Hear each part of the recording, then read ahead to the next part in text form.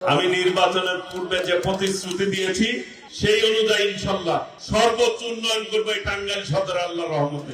আগেও যারা ছিলাম এখনো ওইভাবেই চলবো আল্লাহর রহমতে।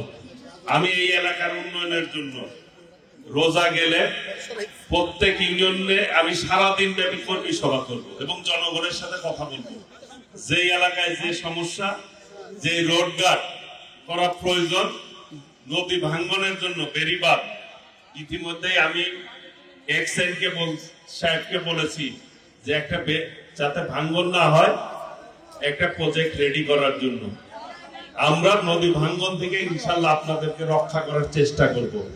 আমি নির্বাচনের পূর্বে যে প্রতিশ্রুতি দিয়েছি সেই অনুযায়ী ইনশাল্লাহ সর্বোচ্চ উন্নয়ন করবো এই টাঙ্গাইল সদর আল্লাহর রহমতে। আপনাদের সবার সার্বিক সহযোগিতা দোয়া কামনা করে আমি আমার কথা শেষ করছি। সবাই ভালো থাকবেন, আমার জন্য দোয়া করবেন, আল্লাহ যাতে আমাকে আপনাদের খেদমতে কাজ করার তৌফিক দান করেন। আমিন।